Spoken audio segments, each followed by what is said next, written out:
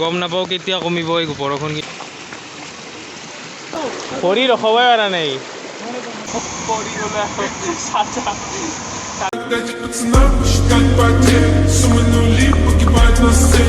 Welcome back to our channel. আৰু এতিয়া আমি আহিছোঁ বানপানী চাবৰ কাৰণে।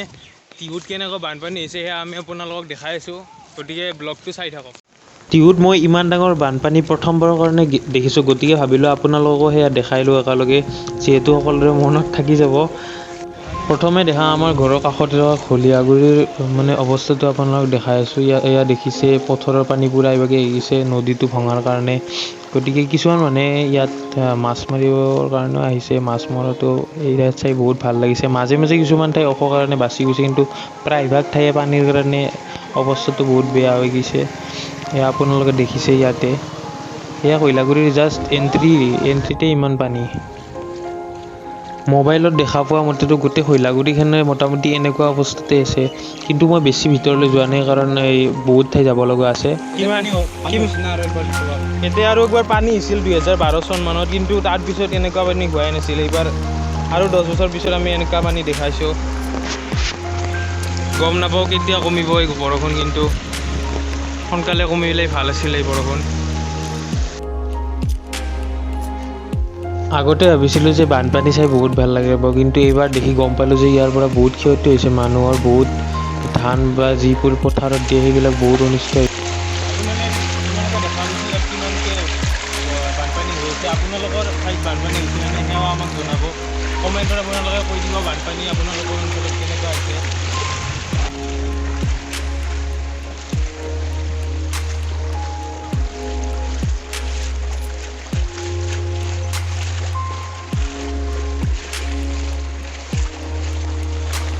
ইমান বেছি পানী হৈছে ইয়াতে, আমি খোজ কাঢ়িবই পৰা নাই। লাহে লাহে ইয়াতে পাৱাৰ বেছি আছে।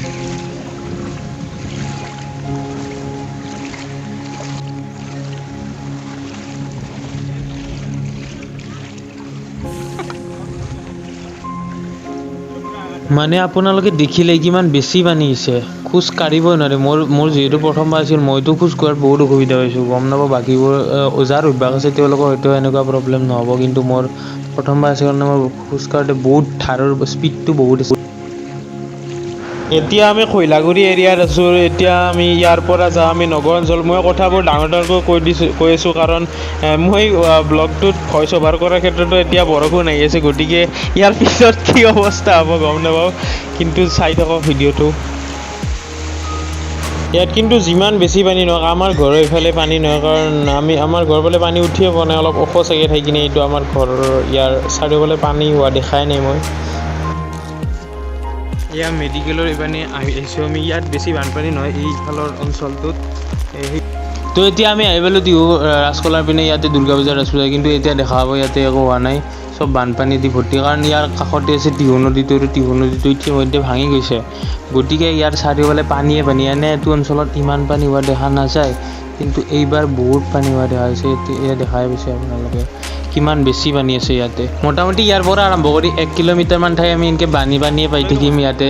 আৰু কিছুমানেতো মাছো ধৰিছে। আৰু পানীৰ ধাৰ ইমান বেছি ইয়াতে, খোজ কঢ়াত বহুত বেছি অসুবিধা পাই গৈছোঁ। আনকি পানী পাৰ হৈ কিনে মানুহৰ ঘৰতো সোমাইছে। আপোনালোকে দেখা পাইছে ইবাগৰ পানী আহি কিনে এইফালে সোমাইছে। এইখিনি পানীততো বহুত ধাৰ এইখিনিত, সেইকাৰণে মই সিফালে যোৱাই নাই, কাৰণ বহুত বেছি পানীৰ ধাৰ। কেনে ধাৰ দিব, ভৰি ৰখাবই পৰা নাই।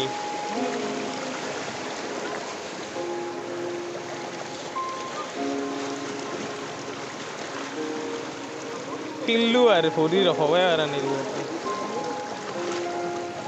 যাই কিন্তু মজা লাগে আৰু ৰখাবই পৰা নাই ইমান। গতিকে আমি এতিয়া ইয়াৰ পৰা যাওঁ, কাৰণ পানীৰ ধাৰ বহুত বেছি হৈছে। গতিকে আমি এতিয়া বেলেগ এটা লোকেশ্যনত দেখাই আছোঁ আপোনাক কেনে পানীৰ অৱস্থা হৈ আছে। এয়া মাছ ধৰি আছে, আপোনালোকে দেখাই পাইছে চাগে ইয়াতে মাছ ধৰি আছে। আৰু এতিয়া যাওঁ আমি। এইখন মই সৰুতে পঢ়া স্কুল, ইয়াৰ কাষতে ৰাজখলাৰ। এইখনো মোটামুটি পানী দেখাই পাইছে, কিমান পানী সোমাইছে ভিতৰত।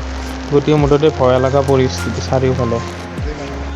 আমি এতিয়া টিহু নদীৰ দলংখনৰ ওচৰ পালোঁ, কিন্তু পানী সমানেই হৈছে দলঙৰ পানী আৰু এনে নদীৰ পৃষ্ঠৰ পানী একদম সমান হৈ গৈছে, গতিকে কেতিয়া ই পূৰা ভাঙি ওলাই আহে শিৱনগৰলৈ গম নাপাব, গতিকে চাই থাকক এতিয়া। সেয়া আপোনালোকে দেখাই পাইছে কিমান পানী আৰু সেই সমান হৈ গৈছে মোটামুটি, গতিকে কেতিয়া ই পূৰা ভাঙি যায় ক'ব নোৱাৰি আৰু। সেয়া আপোনালোকে দেখা পাইছে আঁঠুকলৈকে পানী আহিছে আৰু আগত গাড়ীবিলাকো আধা হৈছে। এতিয়া আমি যোনখিনি ঠাইত আছোঁ সেইখিনি যে টিহু নদীৰ দলঙৰ কাষতে থকা পেট্ৰল পাম্পটোৰ আগৰ ৰাস্তাটো, এইটো ৰাস্তাটো বহুত বেছি পানী হৈছে। এই দেখিছে গাড়ীৰ চকা আধা মোটামুটি উঠিয়ে গৈছে। ইমান বেয়াকৈ পানী সোমাইছে, আনকি কাষৰ নালা নৰ্দমাবিলাকো পানীৰ লগত সমান হৈ গৈছে, গতিকে চিনিয়ে নাপায় কোনটো নালা কোনটো পানী। এতিয়া আমি পাৰত অলপ জিৰাব হৈছোঁ, কিমান পানীত বহুত ধাৰ আহিছে পানীৰ, মানে বহুত বলৰ প্ৰয়োজন, গতিকে আমি খায়ো একো অহা নাই, সেইকাৰণে অলপ পাৰত জিৰাব হৈছোঁ।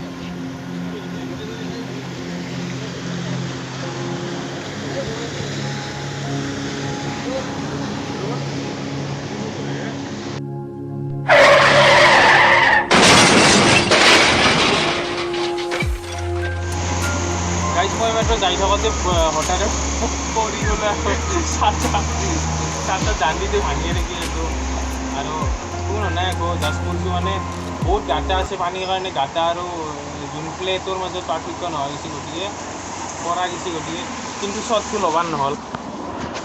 টিহু নদীৰ কাষত থকা এই শ্বহীদ বেদীটো অলৰেডি ভাংছে আধা ইয়াৰে ভূমিস্খলনত, আৰু এই কলেজৰ ৰাস্তাটো বহুত বেছি পানী হৈছে, এইটোত মই যাবই নোৱাৰিলোঁ, ইমান বেছি পানী হৈছে। আৰু বাকী ৰাস্তাটো সৰ্থেবাৰী ৰাস্তাটো মই বহুত পানী হৈছে বুলি শুনিছোঁ, সেইভাগে যোৱা নহ'ল আৰু এইখিনিয়ে। তো আজিলৈ ইমানেই আছিল। যদি ভিডিঅ'টো ভাল পালে দেন লাইক কৰিব, শ্বেয়াৰ কৰিব আৰু ছাবস্ক্ৰাইব কৰি দিব, আৰু বাই বাই।